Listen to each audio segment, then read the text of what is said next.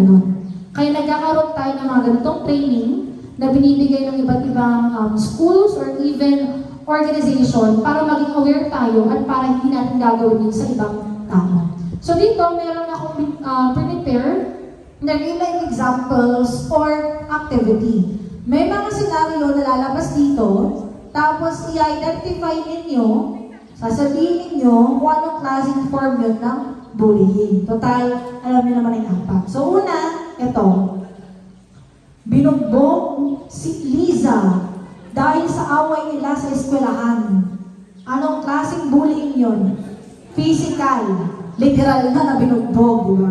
Kapag ikaw ay binugbog, pumasok na agad yun sa physical bullying. Pangalawa, ginawa nilang viral ang larawan ni Juan na walang permission niya. Cyberbullying. Kapag nag-post sila ng picture mo na hindi mo rin gusto, that is considered as cyberbullying. Dapat humingi mo na sila ng permiso sa'yo or okay lang sa'yo na i-post din nila. Lalo na kapag yung pangit, yung mga ganun, di ba? Next, hindi sinama si Juan sa laro habang naglalaro ang mga kaklase. Ano yan? Hindi daw sinama si Juan sa paglalaro habang naglalaro yung mga kaklase na. That's social bullying. Okay? Kasi in-exclude siya. Hindi siya sinama. Hindi siya kabilong or hindi siya nag-join. Next ay nilait si Maria kasi sa tingin nila, pangit daw siya. That's verbal. Okay? Hindi maganda na nang lalait tayo ng ibang tao. Okay? Next, pinapadala ng masamang mensahe or message si Ana sa Facebook. Cyber. Kasi online. Okay? Nagka-chat sa'yo kahit na poster account, pero may idea ka naman. Minsan ganon, di ba? Sa mga kabataan po, that's cyberbullying. Next, pinuntirya at tinulak si Carlo sa playground. Physical. Literal na naman, tawag yung binugbog. Kapag tinulak ka, nadapa ka, nasugat ka, that is considered as bullying. Not unless hindi lang niya sinadya. So, pwede mo lang i-open siya sa nakakatanda or sa teacher niyo. Next, pinagsasabi na tamad si Pedro sa buong klase. Pinagsasabi, that's verbal. Chinichismis. Sa madaling salita. So, hindi lang sa mga kabataan, but even po sa mga parents, di ba? Kapag yung mga kapitbahay, may sinisiraan kayo sa ibang kapitbahay, chinichismis kayo, that's verbal bullying. Okay? Next ay hindi pinapansin si Ana kapag may group activity or group study sa klase. Social, ini-exclude na naman. So dapat i-join ninyo or kasama ninyo yung mga kaklase ninyo kapag meron kayong activity. So dito, sa real life examples na yan, ito talaga yung mga commonly na na-experience niyo sa pang-araw-araw. Sa mga estudyante, even sa parents, yung binigay ko na example kanina, na kapag chinichismis na kayo sa kapitbahay. So dito, may mga key roles. Sino ba yung gumagawa? Paano ba nangyayari yung bullying daw? So ang key role po natin ay, andito syempre yung bully, yung gumawa, kung saan nagsimula. Pangalawa yung victim, kung sino yung naapektuhan. Pangatlo, bystander.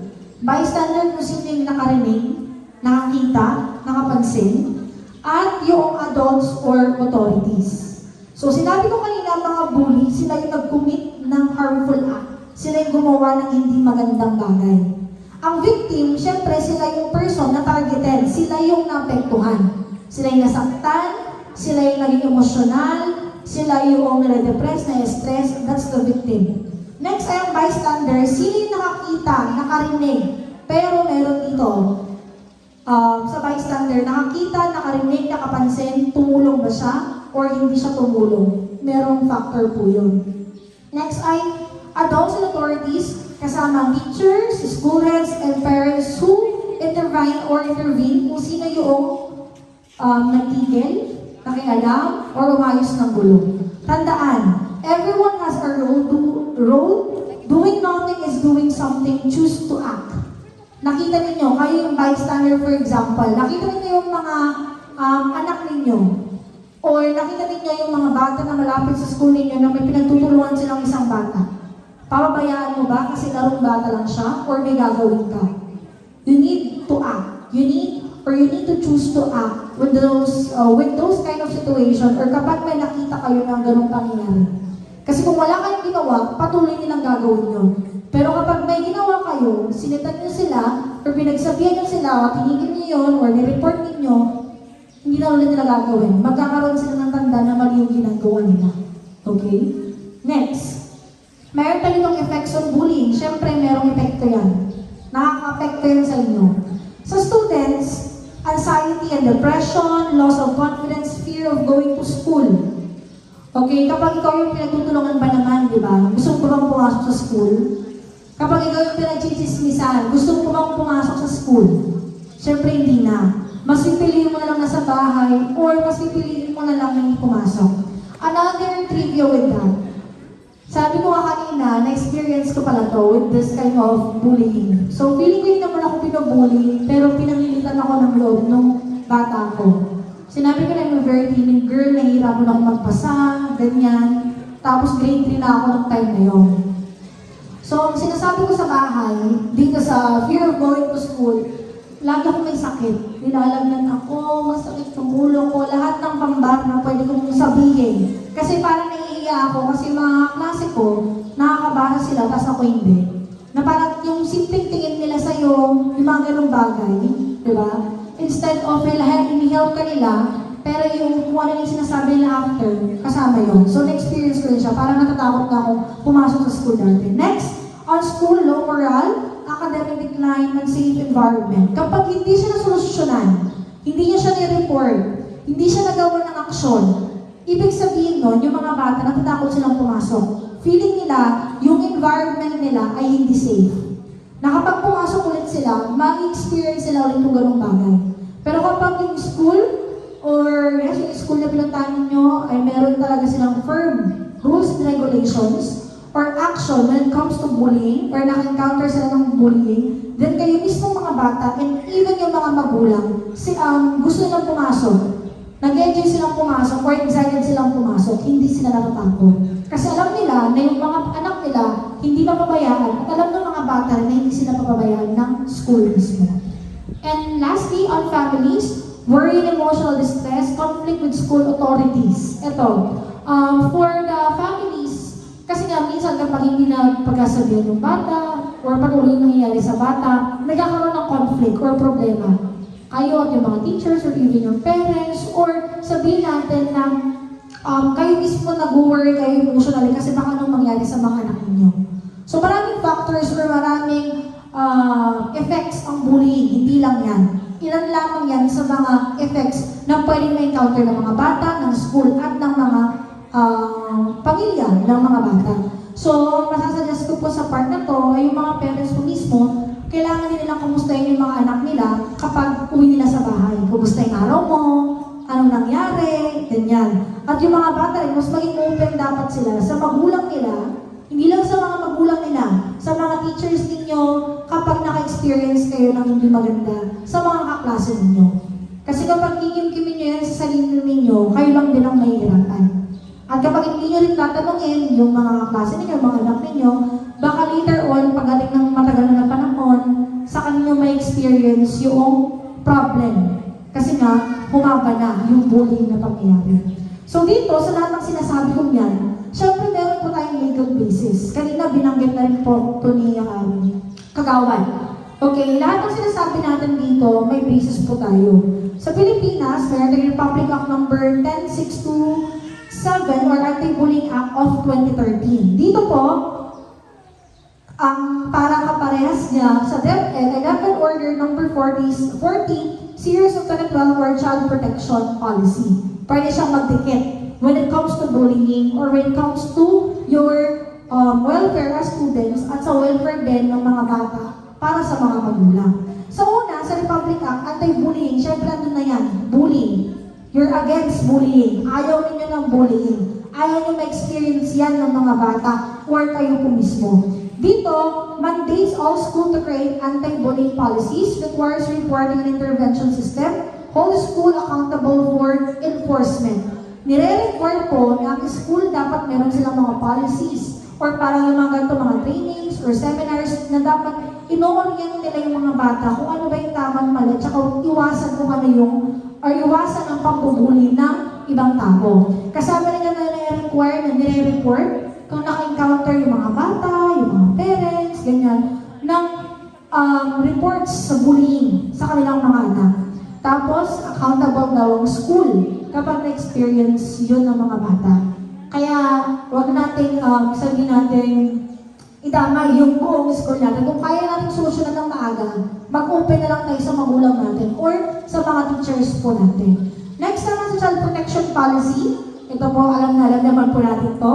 Protect students from abuse and violence, assign responsibility to school personnel, encourage reporting and supporting system. So dito sa school-based talaga siya mismo na yung mga bata ang pinakamahalaga. Avoid violence, okay sila sa klase, yung ganon. Okay, at lahat na nangyari ay nire-report. Next po ay meron tayong true or false. Based from the legal basis na binanggit natin sa Republic Act and sa DepEd, meron tayong isang question. All school must have an anti-bullying policy. Is it a true or false? True ba yun or false? True. Diba? Nabanggit kanina na dapat ang school, meron silang policy na sinusunod. Ano bang ginagawa ng school ninyo kapag may nabubuli? Dapat nakausapin ng mabuti. Diba? Dapat natawagin yung parent. Dapat pag-uusapan muna. Or else kapag naulit-ulit siya, pwedeng suspend.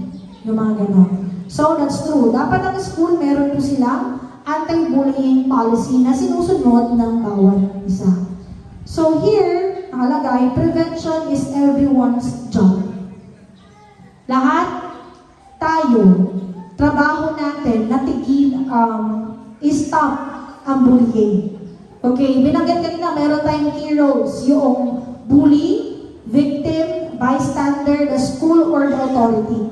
Anyone, everyone, meron tayong role to prevent or stop bullying. So, ang sasabihin natin dito, what you can do? Ano ba yung pwede ninyong gawin? First, students, speak up, support victims, avoid joining in.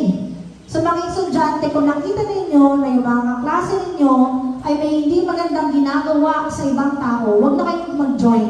Huwag na kayong sumama.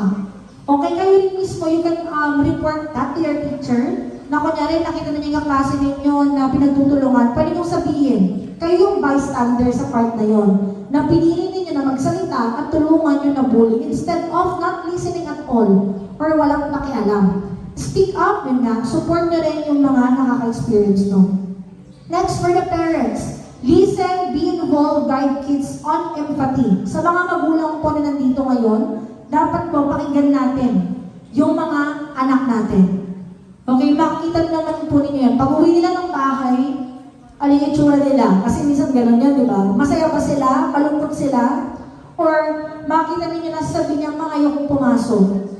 Ayokong pumasok. So may factor po yun. Dapat yung mga anak niyo, chinecheck nyo lagi. And tuturuan nyo rin po sila kung paano maging mabait.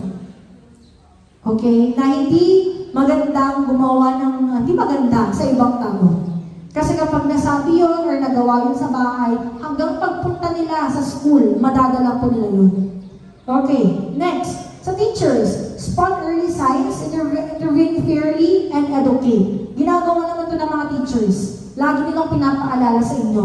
Even sa loob ng classroom, di ba may mga stop bullying, yung mga ganong bagay na sinasabi. So nakasama po yung sa teachers. Kapag yung mga ganong bagay, chine-check nila para hindi na lumala or lumaki.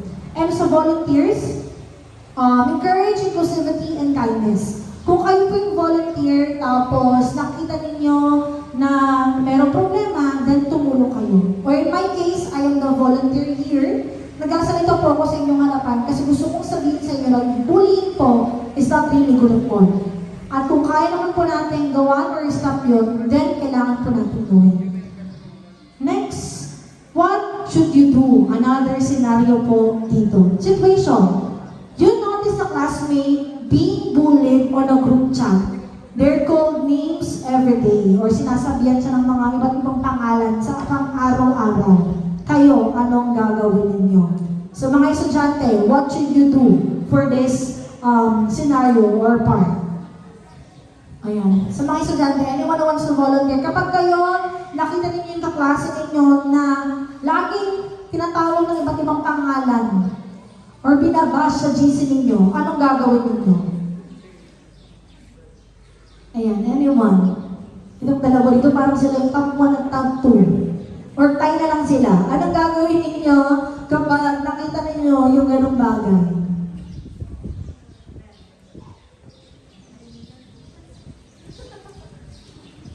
Magsusumbong po sa teacher. Magsusumbong sa teacher. Okay, since siya ay nasa loob ng klase, di ba? Pwede siyang sabihin sa teacher. Pwede mong i-open kahit hindi ikaw yung involved doon. Pwede mo siyang sabihin, tulad mong sinabi ko kanina. Okay. Pero kung di man sa teacher, kung ikaw man yun, pwede rin sa magulang mo. How about sa parents and teachers? Sa mga parents po, ay gusto mo bang sumagot dyan? Kapag kunyari po nakita ninyo or nalaman ninyo na yung mga anak po ninyo ay kung ano yung sinasabi nila sa GC about sa kanya or tinatawag siya ng iba't ibang pangalan, ano po ang gagawin ng mga parents? Anyone po sa parents? Diba? Kausapin yung anak. Okay? Kasi pag kinausap yung anak, pwedeng tanongin ng magulang kung ano bang nangyari.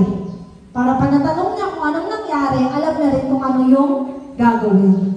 Okay, sa teacher, ako siguro as a teacher, kapag nalaman ko yun, kakausapin ko yung mga involved, hindi man sila sabay, para magkihiwalay sila, para malaman ko yung bawat side ng isa't isa. Kasi minsan yung isang tao lang yung papakinggan mo, iba para dun sa side naman ng isa, magkakaroon pa rin ng problema. So mas maganda for me as a teacher, yun po yung gagawin ko. And what should the school do? Ang school po, syempre with the help of teacher, they are going to give sabihin natin, punishments, if needed, kung di man punishment, kakausapin nila, depende na lang din po yun sa school. Ano yung tips, if ever po, naka-encounter kayo ng ganitong scenario? Ayan, una, save evidence, screenshots. Ayan, kasi minsan kayo sa Facebook or sa chat, di ba, nag-delete na sila ng mga chat. Ayan, kung yung mga mother nila lang din sila, pwede na po mag-delete ng chat. Pero pwede kayo mag-screenshot, kunyari, sinabihan kayo ng hindi maganda, pinagbantaan kayo, screenshot. Kasi you can use that later on po. Pwede nyo siyang gamitin as a proof na talaga na-experience nyo yung bullying. Okay, pwede rin-report po tayo sa adult or guidance counselor. Kung hindi man sa teacher, bawat school po meron kayong guidance counselor na pwede po ninyong i-report doon yung bullying na na-experience nyo and check on the victim. Tulad yung sinabi kanina ni mother na kausapin niyo yung bata. I-check ninyo kung kamusta siya. Kasi kung hindi niyo kinakamusta, di ba merong mga nangyayari na sobrang pagbubuli, may isang magandang ginagawa sa sarili niya. Na as much as possible po dapat, yun po yung iiwasan natin. Kasi kung nasolusyonan, napansin ng maaga, maiiwasan po yun. Another, what should you do? Siyempre, tulad ng binanggit ko kanina, report bullying. I-report, yun po talaga ang pinakamagandang gawin. Kasi kapag nag-report kayo, ibig sabihin, magkakaroon po ng action. So, reporting ang bullying, how to report? Inform your advisor or guidance counselor, use anonymous suggestion box, text, call, designated hotline if available. Dito, pwede rin siyang suggest for our student leaders, for example, meron na mga student leaders dito, pwede kayong maglagay dyan ng anonymous box. Di ba meron mga box na gano'n sa mga government agencies na nagbibigay sila ng feedback nila? Okay, pwede nyo rin siyang gawin gano'n. Kung yung bata, takot siya magsumbong, kasi nga binabantayan siya, pwede rin gano'n. Kasi pwede nilang ihulog doon, tapos doon makikita kung ano yung mga comments nila, suggestions nila, or yung report nila. So sa CSSG or teachers, school, pwede rin po nilang gawin yun. So yan, kung natatakot kayo mag-inform, ito ba yung mga pwede nilang gawin. Text or call, minsan ang school, meron po silang number, di ba? So kung natatakot din kayo na gano'n, walang box, then you can text or call or inform yung school about sa nangyari or sa bullying na nangyari. And, anong dapat pong gagawin ng school? They should investigate with confidentiality, protect the student from retaliation, and take time disciplinary or rehabilitation action. So dito po ang school, ang kailangan nyo lang gawin, syempre, yung privacy ng mga bata dapat andun pa rin. Sa bully man yan or sa victim, mas maganda na isisikreto na lang po nila, hindi na po nila i-dismiss din sa ibang tao. At yung mga parents involved or classmates involved, dapat ganoon din po ang ginagawa. Dapat with confidentiality pa rin or sikreto pa rin siya kasi minsan, mas na-apektuhan yung bata kapag na-dismiss siya. Kung ikaw man yung bully, tapos chinismiss ka, kahit ikaw yung bully, minsan na-hurt ka din, di ba? So, mas maganda, vice versa, bully or victim with confidentiality. Tapos, nakalagay din po dyan, syempre meron silang proper action, depende na po yun sa diniscuss or dinisclose ng mga schools ninyo kung meron siyang community service, maglilinis siya ng yung bully, or mag-suspend siya, gano'n, pwede po siya. And syempre, may disciplinary action sila gagawin din. For sure, kakausapin siyang mabuti. So dito, may video na naman po ako, pero baka hindi na naman po siya mag-play.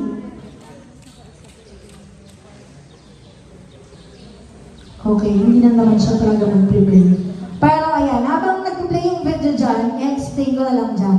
So dito sa video na to, meron yung isang bata na pagpasok niya pa lang, binuli niya siya by means of, ayan, merong patibong, commonly na ginagawa. Kasi natawanan siya, pero meron siyang dalawang kaibigan dito. Siya, always siyang nabubuli. Meron time na nasuntok siya, pinagtawanan siya, binugbog talaga siya. And then later on, na-realize din ng mga kasama niya na hindi magandang magbuli. Ang pinaka-bottom line po ng video na to, ay yung dalawang kasama niya nung una, hindi siya iniwan hanggang dulo. Sabihin natin na sila yung bystander na binanggit ko kanina, na nag-take action sila na sinumbong nila at hindi nila iniwan yung kaibigan nila na nabubuli. At saka yung sa bystander din dyan, kasama rin po yung dalawang kasama nila na nabubuli.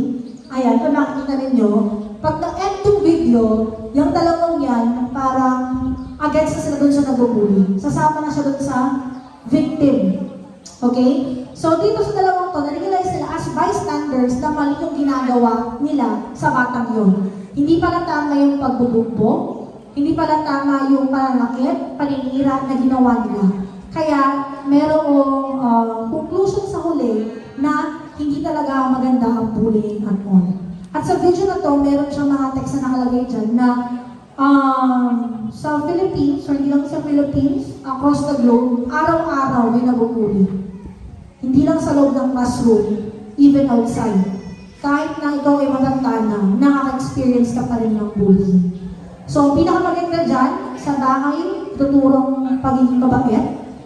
Okay? Tapos, pag na-apply nila yun, pagpunta nila ng school, ma-apply nila yun, gagawa na sila ng tama, at magre-re-echo na yun sa buong community ninyo. Okay? Pero hindi talaga mawawala po yung pagiging masama, di ba? Or makaka-encounter na niya yung hindi maganda. Kaya kayo mismo, iwasan na lang siya. So, ayan, yung sinusuntok na siya, in-ex ko na lang po. So dito, ano yung mga possible activities na pwedeng gawin? Ito, pwede siya for the school itself, or pwede rin po siya sa mga SSLG, or yung mga student leaders, kapag meron sila mga plano na activity nila. Una is, kahit this week, pwede naman itong every week, or meron kayong week, every month, na magbibigay kayo ng and daily themes, smile a day, gratitude wall, etc.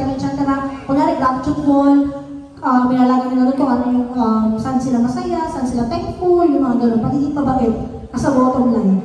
Or meron kayong isang araw na magsasabi kayo about against bullying, anti-bullying, yung mga gano'n. Next is peer support circle or body system. Ito pwede rin to na project ng student government, or pwede rin as teachers na i-join kayo, na meron kayong counseling kasama yung mga kaibigan ninyo, gano'n. Poster making contest, ito lagi yung ginagawa, di ba, may mga program. Pwede rin kayong gumawa ng ganito, para naman sa mga, when it comes to bullying, yun talaga yung key. And values, lessons on empathy and respect, yun ang pinakamahalaga. Yung naturuan kayo kung paano maging mabait, maging responsable, at paano magpakumbaba.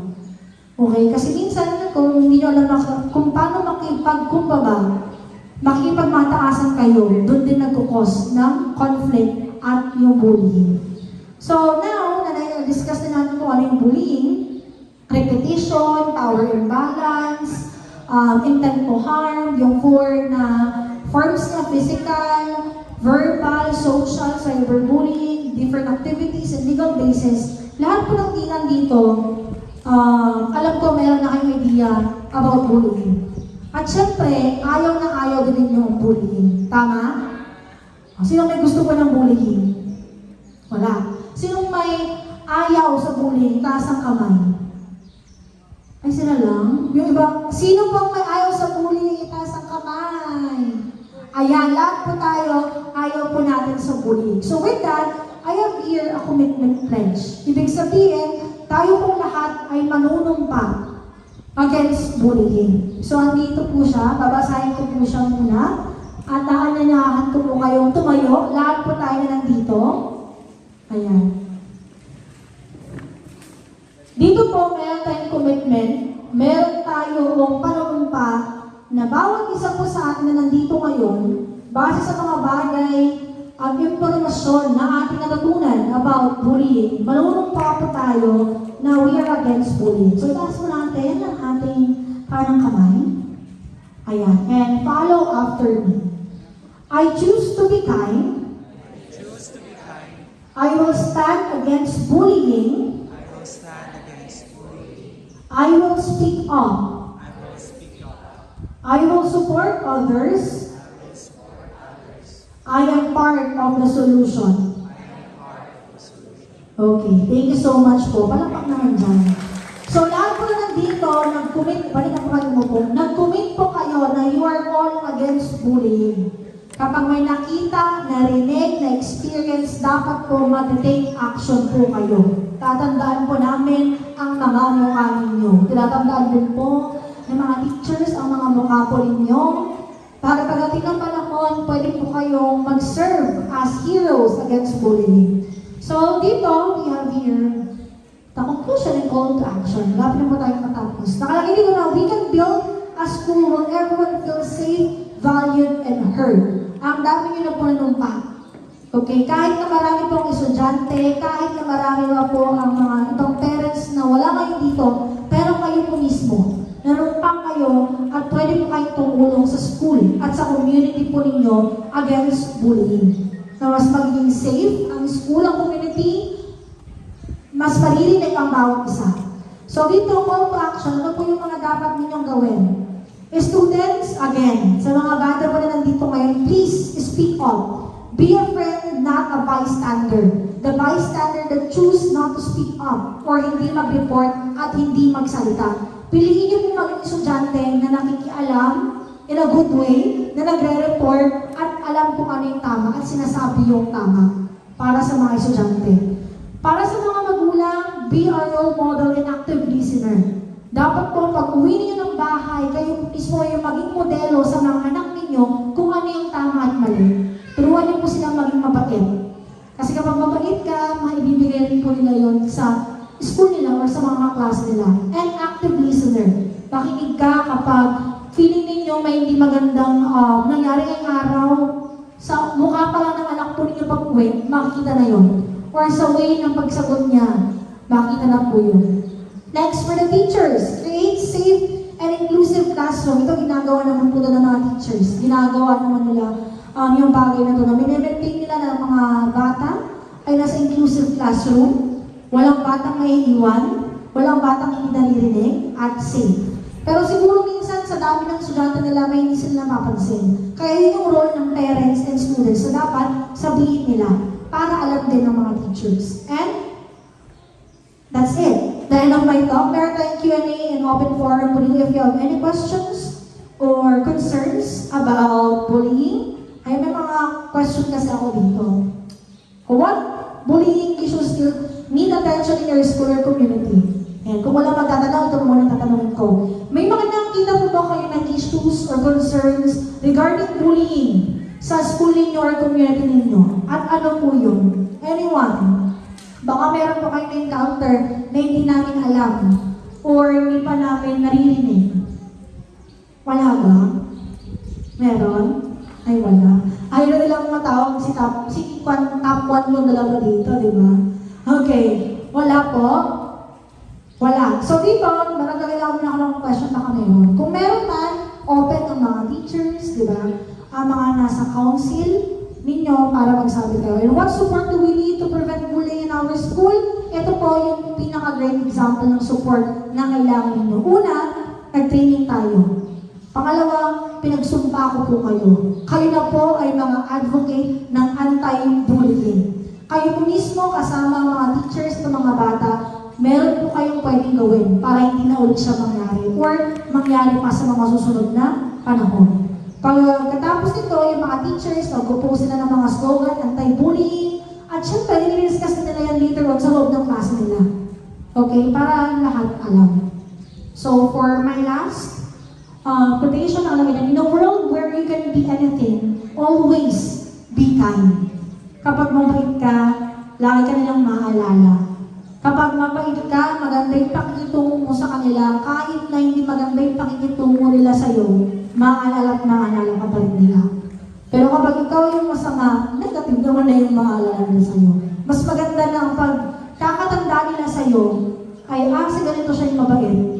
Na kahit ano nangyari, okay pa rin sa kanya. Okay pa rin siya. Okay? So, together we can stop bullying. With the help of everyone na nandito ngayon, our teachers, our school, we can really stop bullying. So, yun lang po. Thank you so much and good morning. Thank you so much, Dr. Edwin, for sharing your knowledge and expertise on this very important issue today. Palakpakan po ulit natin si Dr. Edwin. Maraming salamat po, ma'am. And of course,